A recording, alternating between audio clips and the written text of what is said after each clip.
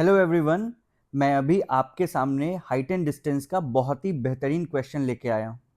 ये क्वेश्चन पुराने किताबों में हुआ करता था और ये हाइट एंड डिस्टेंस का बेहतरीन क्वेश्चन इसलिए है क्योंकि इसमें 3D का इस्तेमाल है और इस स्टेज में 3D को विजुलाइज कर पाना थोड़ा मुश्किल हो जाता है। और जिन लोगों को भी हाइट एंड डिस्टेंस के अच्छे क्वेश्चन करना है उन्हें मैं ज़रूर ये एडवाइस दूंगा कि इस क्वेश्चन को आप एक बार ना एक बार ज़रूर सॉल्व करो। अभी आप वीडियो को पॉज कर लो, ये क्वेश्चन को ज़रूर ट्राई करो। फिर अगर आपको इसका सोल्यूशन नहीं समझ में आ रहा हो तो इसके सोल्यूशन को इस वीडियो में देख लो। कई बार ऐसा भी होता है कि इसके सोल्यूशन को आप देख लो, मतलब जस्ट ये एग्जाम्पल का क्वेश्चन हुआ करता था आर डी शर्मा में, तो बच्चे उनका सोल्यूशन देख भी लेते थे, फिर भी उन्हें समझ में नहीं आता था कि आखिरकार हो क्या रहा है। तो इस क्वेश्चन को समझने के लिए सबसे इंपॉर्टेंट है कि आप इसके डायग्राम को अच्छे से बना पाएं। और इस वीडियो में मैं इसके डायग्राम को आपको दिखाना चाहता हूं कि कैसे विजुलाइज करो इसको 3D में। तो सबसे पहले पहले तो मैंने यही सोचा था कि आपको 3D टूल में अच्छे से इसे दिखाऊं, बट मैंने कुछ इमेजेस ले लिए। उस इमेजेस के बेसिस पे मैं आपको ये पूरा सेटअप दिखाऊंगा। तो सबसे पहला इमेज, जैसा कि ये क्वेश्चन आपसे कह रहा है, आप इसे रीड किए होंगे तो आप देख भी रहे हो, क्वेश्चन में बोल रहा है कि angle of elevation of the top of a tower, मतलब एक टावर है जिसके एंगल ऑफ एलिवेशन की बात हो रही है कोई पॉइंट ए से जो कि साउथ के तरफ है टावर से। तो ऑब्वियसली इसमें डायरेक्शन का है, तो मैंने सबसे पहले क्या किया है कि मैंने एक डायरेक्शन ले लिया। जैसे आपके पास नॉर्थ साउथ वेस्ट ईस्ट होता है, तो आप इस फिगर में देख सकते हो आपके पास ईस्ट वेस्ट नॉर्थ साउथ सभी ड्रॉन है। और इसी पे हम लोग टावर को कंस्ट्रक्ट करेंगे। आप एक चीज़ को ध्यान रखो, ये 3D क्यों है? क्योंकि टावर हमारा ज़मीन से ऊपर की ओर होता है। जनरली आप हाइट एंड डिस्टेंस में कोई भी क्वेश्चन कर रहे होते हो तो आप 2D में ही फिगर बना लेते हो, मतलब एक वर्टिकल लाइन खींचते हो और वो आपका काम कर देता है टावर का।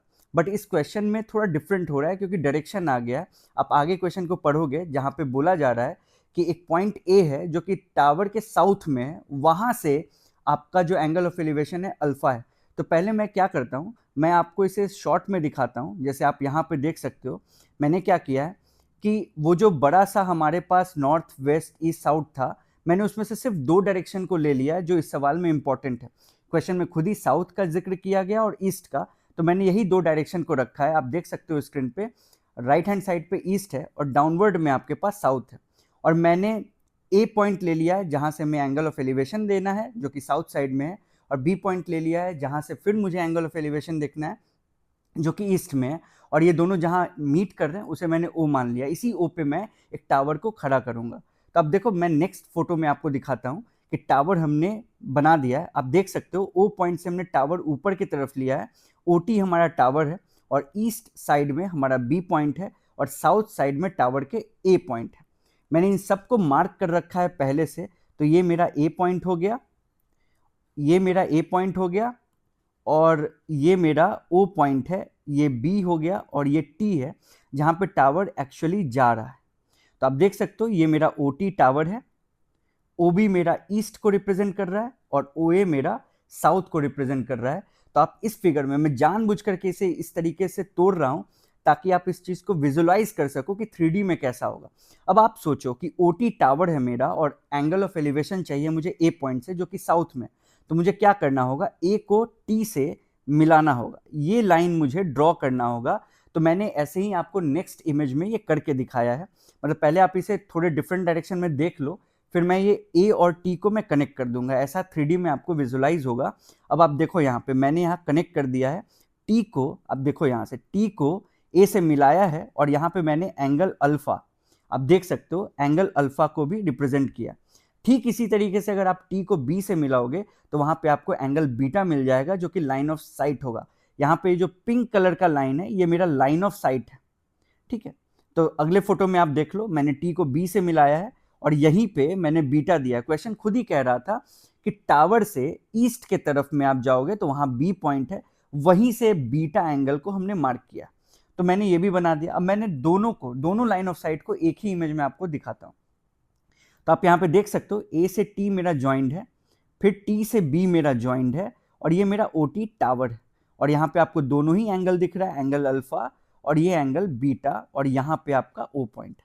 तो मैंने सबको प्रॉपरली मार्क कर रखा। आप यहाँ पे देख सकते हो साउथ भी है मेरा, यहाँ पे ईस्ट भी है मेरा, और ओ टी मेरा टावर है। तो सब कुछ 3D में प्रॉपरली कंस्ट्रक्टेड। इसे आप 2D में बनाओगे तो बड़ा कंफ्यूजन हो जाता है, और किताबों में 2D में ही फिगर रहता है, इवन दो सोल्यूशन लिखा रहता है, बहुत बच्चों को समझ में ही नहीं आता कि फिगर क्या कहना चाह रहा है।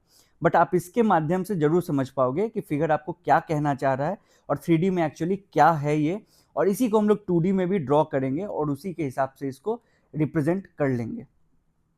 अगले फिगर में आप देख लो, सब कुछ ड्रॉन है। इसमें एक इंपॉर्टेंट लाइन आ गया, जो ग्रीन लाइन आप देख रहे हो, ये ए बी मैंने ज्वाइन किया है, क्योंकि सवाल में इसी ए बी को डी लेंथ से रिप्रेजेंट किया था, तो मैंने ये देख लिया। और आप एक चीज और नोटिस करो, मैं पिछले फिगर में आपको दिखाता हूँ, यहाँ पे जो ए बी लाइन है ये बड़ा इंपॉर्टेंट है। कई लोग इसे भी मिस कर जाते हैं कि ये जो ओ ए है और ओ बी जो है ये परपेंडिकुलर लाइन था, क्योंकि ये डायरेक्शन रिप्रेजेंट कर रहा है ईस्ट और साउथ को। तो साउथ और ईस्ट आप जब ये बनाओगे तो यहाँ 90 डिग्री होता है साउथ और ईस्ट में। तो इस बात को भी ध्यान में रखो आप कि जब आप ये बना रहे हो तो जब भी आप बनाओगे तो आपको इस बात का ध्यान रखना होगा कि ये नॉर्थ है, ये साउथ है, ये वेस्ट है, ये ईस्ट है, तो इन दोनों के बीच में 90 डिग्री बन रहा होता है। इसी वजह से जो ए बी लाइन है ये हाइपोटेनस का काम कर रहा है ट्रायंगल ए ओ बी के लिए। तो हम लोग इसका भी इस्तेमाल करेंगे, क्योंकि इस प्रूव में इसका भी काम आएगा। ठीक है, तो ये फाइनल फिगर है हमारा, मतलब फाइनल नहीं, एक फिगर मैं और दिखाऊंगा। ये ऐसा 3D में आपको दिखेगा और प्रॉपरली आप इसको इस तरीके से देख सकते हो। ओटी हाइट यहाँ पर आप नोटिस करोगे तो ये हाइट है मेरा, ये पहला लाइन ऑफ साइट, ये दूसरा लाइन ऑफ साइट, ये हाइपोटेनस, और ये दोनों लाइन जो है ये परपेंडिकुलर है आपस में। तो फिगर कुछ ऐसा है। अब इसी फिगर को हम लोग 2D में रिप्रेजेंट करेंगे और देखेंगे कि इस फिगर को हम लोग कैसे सॉल्व करेंगे इस फिगर के मदद से, और हाइट एंड डिस्टेंस अब बहुत आसान हो जाएगा।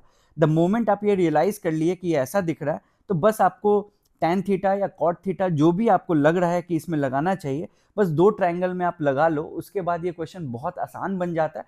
मैं अभी भी आपको सजेस्ट करूंगा कि अगर फिगर आप समझ पा रहे हो तो खुद से एक बार इस वीडियो को पॉज कर करके ट्राई कर लो कि कैसा बन पाता है। अगर आप इसको सॉल्व कर पाते हो तो बहुत अच्छी बात है, वीडियो यहीं पॉज कर दो, ठीक है, आराम से मूव ऑन कर जाओ। अगर नहीं कर पा रहे हो, इसके आगे आपकी मदद की ज़रूरत है, तो मैं इसका पूरा डिटेल सॉल्यूशन इसी वीडियो में डाल रहा हूँ। तो हम लोग इसी को बेसिस मान करके अपना 2D डायग्राम ड्रॉ करेंगे, जिसमें हमें हाइट भी लेना है टावर का, लाइन ऑफ साइट जो कि 2 है, हाइपोटेनस जो कि ए बी है, और दो परपेंडिकुलर लाइंस जो कि ईस्ट और साउथ को रिप्रेजेंट कर रहे हैं।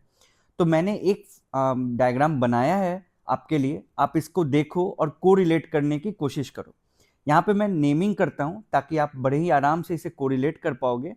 तो मैं नेमिंग कर रहा हूँ, जैसे ये देखो, ये हमारा ओ हो गया, ये वाला हमारा ईस्ट का काम कर रहा है और ये डायरेक्शन हमारा साउथ का है। तो अगर ईस्ट है तो यहाँ बी पॉइंट होना चाहिए था, यहाँ ए पॉइंट होना चाहिए था। आप नोटिस करो, यही है, ओ हमारा था ईस्ट, इधर हमारा साउथ, तो साउथ वाले को ए पॉइंट बोला था और ईस्ट वाले को बी पॉइंट बोला था। वही हमारा इस फोटो में भी है, अगर आप नोटिस कर रहे हो तो ओ बी ए, नीचे साउथ और इस तरफ में ईस्ट। ऊपर की तरफ हमारा टी होगा क्योंकि ओ टी हमारा टावर था। बी पे हमने एंगल बनाया बीटा और ए पर हमने एंगल बनाया था अल्फा। थोड़ा बेटर तरीके से इसे रिप्रेजेंट करता हूं, ये वाला हमारा अल्फा है। ठीक है, हमारा जो डी है वो ए बी लेंथ है। बस इतना ही चीज हमें क्वेश्चन में दिया हुआ है। अब इसी की मदद से हमें क्या निकालना है, तो हमें हाइट निकालना है टावर का। तो हम दो राइट एंगल ट्रायंगल तो बड़े आसानी से देख पा रहे हैं, इनफैक्ट इसमें 3 राइट एंगल ट्रायंगल है। सबसे पहला राइट एंगल ट्रायंगल जो हमारा है, ट्रायंगल ओ टी ए, एक राइट एंगल ट्रायंगल है हमारा जिसमें एंगल ऑफ एलिवेशन अल्फा है। तो अगर हम वहां पे tan अल्फा लिखें, इनफैक्ट क्वेश्चन में कॉट का इस्तेमाल किया जा रहा है तो कॉट ही लिखते हैं। तो अगर हम वहां पे कॉट लिखें, कॉट अल्फा, तो कॉट अल्फा क्या होता है, बेस अपॉन परपेंडिकुलर। तो इस केस में बेस क्या है हमारा ओ ए और परपेंडिकुलर क्या है हमारा ओ टी। तो हमें ओ टी मिल गया यहां से। ठीक है, तो हमने लिख लिया cot alpha equals to O A upon O T. तो हम ओ ए का वैल्यू यहां से निकाल लेते हैं। ओ ए क्या आ जाएगा हमारा, ओ ए आ जाएगा ओ टी कॉट अल्फा। तो एक ट्रायंगल का काम तो हो गया जो हमारा ट्रायंगल ओ टी ए है। सेकेंड ट्रायंगल के तरफ आते हैं, वो हमारा है ट्रायंगल टी ओ बी, या तो ओ टी बी कह लो या टी ओ बी कह लो, सेम बात है, एक ही ट्रायंगल को रिप्रेजेंट कर रहा है। इसमें एंगल ऑफ एलिवेशन बीटा है, राइट एंगल आपका एंगल टी ओ बी है। ठीक है, ये वाला एंगल हमारा 90 डिग्री है।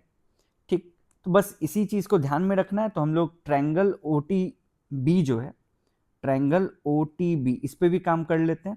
हम लिख सकते हैं यहाँ पे कॉट बीटा, क्योंकि हमें जो प्रूव करना है वहाँ पे कॉट बीटा का इस्तेमाल किया है। तो कॉट बीटा क्या होगा, अगेन बेस अपॉन परपेंडिकुलर।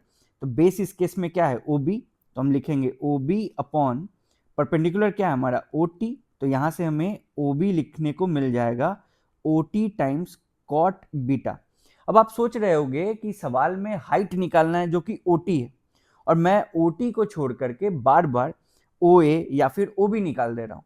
मैं ऐसा इसलिए कर रहा हूँ क्योंकि मुझे एक ट्रायंगल दिख रहा है, जो ट्रायंगल राइट एंगल्ड है, और उस ट्रायंगल का नाम है ट्रायंगल ओ ए बी।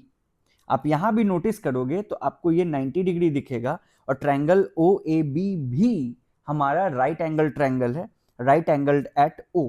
ठीक है, तो इसमें भी हम लोग क्या लगाएंगे, ट्रिगोनोमेट्री? बिल्कुल नहीं, इसमें हम पाइथागोरस थ्योरम लगा सकते हैं। और कारण क्या है कि हमें जो प्रूव मिला है, प्रूव करने को, उसमें डी का इस्तेमाल किया गया जो कि हमारा ए बी है, और जो भी आ रहा है कॉट अल्फा या कॉट बीटा वो स्क्वायर्ड है। तो एक फीलिंग दे रहा है कि कहीं ना कहीं स्क्वायर किया गया होगा, और हमें ये ट्रिगोनोमेट्री में कहीं नहीं दिख रहा। बट पाइथागोरस में तो हर साइड स्क्वायर्ड होता है। तो आप यहाँ पे देख सकते हो कि भैया पाइथागोरस लगाएंगे तो ए बी स्क्वायर आएगा, ओ बी स्क्वायर आएगा, और ओ ए स्क्वायर आएगा। तो मैं लिख सकता हूँ कि पाइथागोरस हम लगा सकते हैं किस में, तो ट्रायंगल ओ ए बी में, जहां हम लिख सकते हैं ए बी स्क्वायर बराबर O A square plus O B square. अब ए बी स्क्वायर क्या है अपना, तो वो डी स्क्वायर है। ओ ए स्क्वायर क्या है, तो देखो आप यहाँ पे निकाल के रखे हुए हो, वो हो जाएगा आपका O T square cot square alpha, plus O B square क्या आ जाएगा, तो आपने यहाँ निकाल रखा है, वो हो जाएगा O T square cot square beta. है ना मजेदार चीज कि निकालना तो ओ टी है क्योंकि वही हाइट है, और हम लोग निकाल दिए कुछ और ही, ओ ए और ओ बी। इसलिए निकाला कि हम लोग तीसरे ट्रायंगल में पाइथागोरस लगा सकते थे। अगर आपको ओ टी से कंफ्यूजन है तो आप इस ओ टी को एच बोल दो, और जहां जहां ओ टी का इस्तेमाल हो रहा है वहां एच यूज कर लो। इसे थोड़ा आसान, मतलब क्वेश्चन आसान नहीं हो जाएगा, देखने में आसान हो जाएगा, और फीलिंग भी आ जाएगी कि एच निकालना है तो एच पे ही फोकस रहना है। अब आप यहाँ पे देखो, मैं लिख सकता हूँ डी स्क्वायर, और इन दोनों को अगर मैं नोटिस करूं, इसे और इस वाले को, तो इसमें दोनों में ही ओ टी स्क्वायर कॉमन दिख रहा है। तो मैं क्या करता हूं, ओ टी स्क्वायर कॉमन ले लेता हूं, और अंदर बचेगा cot square alpha plus cot square beta. अब आप देखो, आपको ओ टी स्क्वायर ही तो निकालना था, मतलब ओ टी ही निकालना था, तो आप लिख सकते हो ओ टी स्क्वायर बराबर D square upon cot square alpha plus cot square beta. अब आप आराम से ओ टी का वैल्यू निकालना है तो स्क्वायर रूट ले लो। आप डायरेक्ट लिख सकते हो कि ओ टी निकालना था तो ओ टी बराबर square root of D square upon cot square alpha plus cot square beta. तो यहां से आराम से मिल जाएगा D upon root under cot square alpha plus cot square beta, जो कि ओ टी के बराबर है। आप यहाँ पे देखो प्रूव क्या करना था, तो प्रूव यही करना था, और ये रूट के अंदर में भी आ रहा था, तो प्रूव हो गया। तो ये क्वेश्चन देखने में टफ लगता है, बट ये क्वेश्चन टफ है नहीं, बस इसका फिगर समझना मुश्किल है। आपको नॉर्मली इस फिगर को दे दिया जाता, जो अभी आपके स्क्रीन पे है ये वाला फिगर, तो हो सकता था बहुत लोग समझ लेते हैं, ऐसा नहीं है कि ये समझ में नहीं आएगा, बट बहुत लोगों को परेशानी हो जाती है क्योंकि 3D फिगर को समझना थोड़ा डिफिकल्ट होता है। तो उम्मीद करता हूँ इस वीडियो में मैंने आपको हेल्प किया होगा, और ये क्वेश्चन 3D का है। मैं हमेशा कहता हूँ सभी 10th वालों को कि 3D क्वेश्चंस थोड़े बहुत देख लो, क्योंकि पूरे साल भर में एक ही दो क्वेश्चन है जो 3D के हैं, वो भी अब किताब से हटा दिया गया हुआ है, तो आपको प्रैक्टिस करने के लिए कोई क्वेश्चन मिलता नहीं। और 11th में आप डायरेक्ट जाओगे, अगर मैथ्स ले लिया या फिजिक्स ले लिया, तो 3D में बहुत कुछ सोचने को मिल जाता है। इनफैक्ट ऑर्गेनिक केमिस्ट्री में भी आपको 3D में कई जगहों पर देखना पड़ जाता है सिमेट्री वगैरह के लिए, तो वहाँ दिक्कत होती है बच्चों को। तो कुछ ही सवाल है 3D के, ज़रूर सोचो, और अगर वीडियो पसंद आया तो ज़रूर शेयर करो और लाइक भी कर दो।